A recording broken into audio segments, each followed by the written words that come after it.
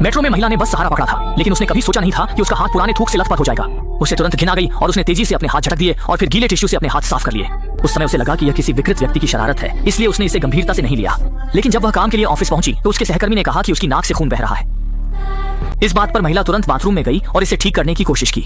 शुरू में उसे लगा कि यह गर्मी के कारण है, लेकिन जैसे ही उसने खून के दाग साफ किए, उसने देखा कि जहां उसने थूक लगाया था वहां 3 फोड़े हो गए थे। उसे तुरंत एहसास हुआ कि कुछ गड़बड़ है और वह तुरंत त्वचा विशेषज्ञ से परामर्श के लिए अस्पताल पहुंची। डॉक्टर ने जांच करने के बाद उससे पूछा कि क्या उसने हाल ही में किसी गंदी चीज का संपर्क किया है। यह सुनते ही महिला को सुबह की वह चिपचिपी थूक की घटना याद आ गई। महिला की स्थिति जानने के बाद डॉक्टर ने इसे बैक्टीरियल संक्रमण माना। फिर डॉक्टर ने उसे कुछ मरहम लिख दिया और घर जाते समय महिला ने जल्दी से वह मरहम लगाने का प्रयास किया। झुंझलाहट में उसने फोड़े पर एक बैंडेज लगा दिया। इस समय उसके दिमाग में बस घर जाने का ख्याल था, लेकिन जैसे ही वह मेट्रो स्टेशन छोड़ने वाला था, उसने अपने ऑफिस की महिला सहकर्मी को देखा। दोनों के कुछ कहने से पहले ही महिला सहकर्मी के चेहरे पर डर दिखाई दिया, क्योंकि महिला की नाक से अचानक खून बहने लगा था। ये देखकर वह तुरंत डर गया और बाथरूम में जाकर अपने शरीर से खून के दाग धोने लगा। लेकिन इसी दौरान उसने डर के मारे देखा कि उसकी हथेली में सैकड़ों गहरे छोटे छोटे छेद बन गए हैं। इस भयावह दृश्य ने सौंदर्य प्रेमी महिला को अपने जीवन पर सवाल खड़े कर दिए। अच्छी बात यह थी कि यह सब एक बुरा सपना था और इस समय वह ऑफिस में थी। हालांकि वह अभी भी डरी हुई थी। उसने अपनी हथेली देखी और पाया कि उसकी हथेली पर वाकई एक बैंडेज चिपका हुआ था।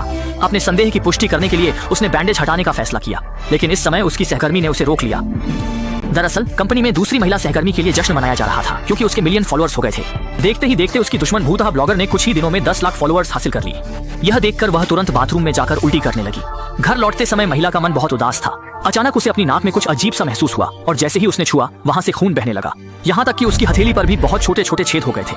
उसे एहसास हुआ कि पहले की सारी घटनाएं सिर्फ सपना नहीं थी, इसलिए ट्रेन के आने पर वह जल्दी से बाथरूम में चला गया। जब उसने अपने हाथ का बैंडेज उतारा तो दहशत में देखा कि न सिर्फ उसकी हथेली पर छोटे छोटे घावों की भरमार थी, बल्कि उसकी गर्दन पर भी संक्रमण फैल चुका था। ये देखकर सौंदर्य प्रेमी महिला इसे सहन नहीं कर पाई और तुरंत मरहम लगाने की तैयारी की, लेकिन उसके हाथ से मरहम नीचे गिर गया और उसके प्रतिक्रिया देने से पहले ही बाहर से एक हाथ ने उसे उठा लिया। लेकिन इस समय महिला बाहर जाकर बात करने की हिम्मत नहीं कर पा रही थी। जैसे ही वह सोच रही थी कि अब क्या करना है, उसकी हथेली पर अजीब तरह से पौधे उगने लगे और यहाँ तक कि उसके चेहरे पर भी। पल भर में वह पूरी तरह से एक पौधे की तरह हो गया। बाथरूम में बैठकर उसने जीवन शक्ति खो दी। मेट्रो में बैठी लड़की ने डर के मारे देखा कि थोड़ी दूर पर एक महिला, जिसका सिर पट्टी से बंधा था, उसे घूर रही थी। इसने लड़की को तुरंत चौंका दिया और उसने बिना कुछ कहे दूसरी मेट्रो लेने के लिए उतरने का फैसला किया। लेकिन जब वह चुपचाप मेट्रो का इंतजार कर रही थी तो आश्चर्यजनक रूप से वह पट्टी वाली महिला उसके पीछे आ गई और अचानक उसकी नाक की तारीफ करने लगी। शिष्टाचारवश छोटी मीनाक्षी ने सिर्फ धन्यवाद कहकर जवाब दिया। लेकिन आश्चर्य की बात यह थी कि पट्टी वाली महिला जैसे टेप रिकॉर्डर की तरह लगातार वही बात दोहरा रही थी।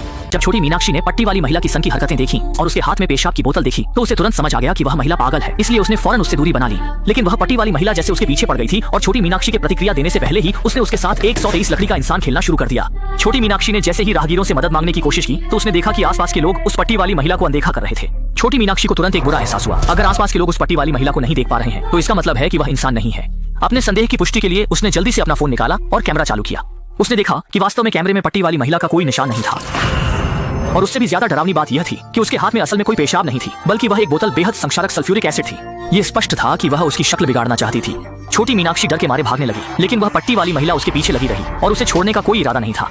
डरी हुई छोटी मीनाक्षी लगातार भागती रही जब तक कि वह पूरी तरह थक नहीं गई। उसे लगा कि उसने आखिरकार पीछा छुड़ा लिया, लेकिन तभी छत की बत्तियां अचानक से टिमटिमाने लगी और उसके पीछे से अचानक एक हंसी की आवाज आई। यह देखते ही वह इतना डर गया कि वहीं जमीन पर बैठ गया।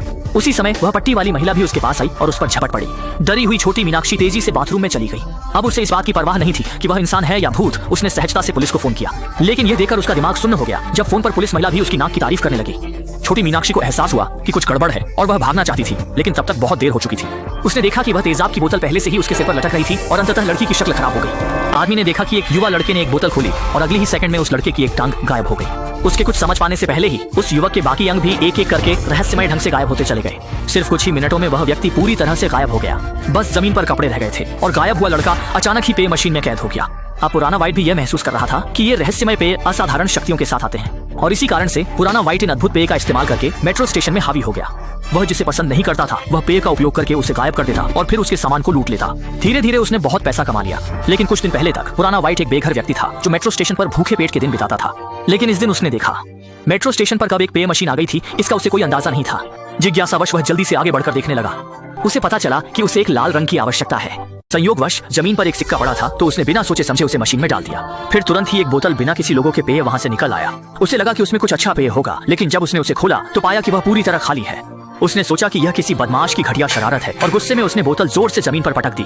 लेकिन तभी उसने देखा कि सामने खड़ा वह सूट वाला आदमी अचानक गायब हो गया है और सिर्फ उसका सामान जमीन पर पड़ा है। अजीब महसूस करते हुए वह तुरंत आगे बढ़ा और देखा कि वहाँ सिर्फ उस आदमी के कपड़े और 2 अजीब सिक्के पड़े हैं। चारों ओर कोई न देखता देख उसने उत्साहित होकर वह सामान उठाया और टॉयलेट में ले गया। जांच पड़ताल करने के बाद उसने बड़ी रकम पाई और बिना कुछ कहे उसे अपनी जेब में डाल लिया और उस आदमी का सूट पहन लिया। भूख से बेहाल उसने इस अवैध धन को लेकर खूब खाने पीने की शुरुआत कर दी। जब उसे इन पेयों की जादुई खासियत का पता चला तो वह हर कुछ दिन बाद सिक्का डालकर पेय लेने जाता। जब भी उसे कोई व्यक्ति पसंद नहीं आता तो वह इस अजीब पेय से उस पर निशाना साधता। इस तरह वह न सिर्फ उस व्यक्ति को गायब कर देता बल्कि उसकी धन संपत्ति भी हासिल कर लेता। धीरे धीरे ओल्ड बॉय ने इन पेयों के सहारे अपनी जिंदगी में तरक्की कर ली। वह सोचता था कि अच्छे दिन हमेशा चलते रहेंगे, लेकिन इस दिन वह मेट्रो स्टेशन पर नशे में धुत होकर लौटा और देखा कि सामने एक आदमी पेय मशीन में सिक्का डाल रहा था। लेकिन जब उसने गौर से देखा तो पाया कि वह आदमी खुद वही था। अब जाकर ओल्ड बॉय को एहसास हुआ कि वह एक समय चक्र में फंस गया है।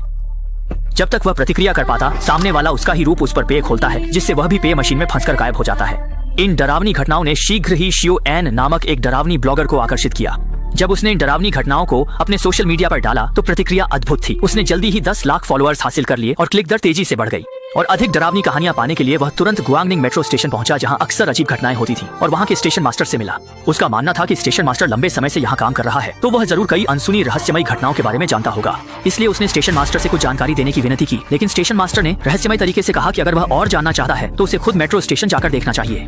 लाचार होकर शियो एन ने गर्मी बढ़ाने के लिए अकेले ही उस मेट्रो स्टेशन का दौरा किया। लेकिन इस समय देर रात थी और मेट्रो स्टेशन पूरी तरह से खाली था। लेकिन इस समय अजीब घटना घटित हुई। अचानक ऊपर की लाइट जल गई और शियो एन ने एक बैग वाला आदमी देखा, जबकि उसे साफ याद था कि अभी यहाँ कोई नहीं था। डर से उसके सिर के बाल खड़े हो गए और जैसे ही ट्रेन स्टेशन पर पहुंची वह तुरंत ट्रेन में चढ़ गया। पीठ वाले आदमी को दूर जाता देख शियो एन ने आखिरकार चैन की सांस ली। लेकिन अगली ही सेकंड में वह आदमी अचानक सामने आ गया और सीधे शियो एन को घूरने लगा। शियो एन उस आदमी की नजर से तुरंत डर गया और अनायास ही किनारे की ओर खिसकने लगा। लेकिन वह कहीं भी जाता उस आदमी की नजरें लगातार उसका पीछा करती रहती। जब उस आदमी ने शियो एन को उठते देखा तो बैग वाला आदमी भी तुरंत खड़ा हो गया। डरे हुए शियो एन ने तुरंत अगली बोगी की ओर दौड़ लगाई, लेकिन जैसे जैसे वह भागा बोगी की लाइटें अचानक बुझ गई और फिर शियो एन ने एक दृश्य देखा जिसे वह कभी नहीं भूल पाएगा। इस पल ने उसे इतना डरा दिया कि उसके डर के मारे हाथ पैर फूल गए और वह बुरी तरह घबरा गया। संयोग से इस समय मेट्रो स्टेशन पर आ गई और बैग वाला आदमी भी मेट्रो के साथ चला गया। उसे लगा कि संकट खत्म हो गया है, लेकिन जब उसने खड़े होकर देखा तो पाया कि वह एक छोड़ दिया गया मेट्रो स्टेशन पर था। ट्रेन में एक इंटरकॉम भी था और इस सब की तह तक जाने के लिए उसने दृढ़ता से इस छोड़ी हुई ट्रेन में प्रवेश किया। किसे पता था कि जैसे ही वह अंदर आया पीछे का ट्रेन का दरवाजा पूरी तरह से बंद हो गया। इस समय वह ऊपर को पुकारे तो ऊपर न सुने, नीचे को पुकारे तो नीचे न सुने। अगली सेकंड में स्टेशन मास्टर धीरे धीरे आगे आया। अब जाकर शियो एन को समझ आया कि इन अजीब घटनाओं के पीछे असली दोषी स्टेशन मास्टर ही था। लेकिन अब समझ आना बहुत देर हो चुका था। वह पूरी तरह से इस कैद में फंस गया था और ट्रेन धीरे धीरे उसे गहरे अंधेरे में खींच रही थी। और अब स्टेशन मास्टर ने शियो एन के रूप में बदलकर दूसरों को परेशान करना जारी रखा। जैसे ही दृश्य बदलता है शियो एन का प्रेमी भी मेट्रो स्टेशन पर शियो एन की खोज में आता है। लेकिन जो उसे नहीं पता था वह यह था कि उसके सामने वाला शियो एन वास्तव में इंसानी रूप में एक दानव था और असली शियो एन पहले ही गहरे अंधेरे में गिर चुका था।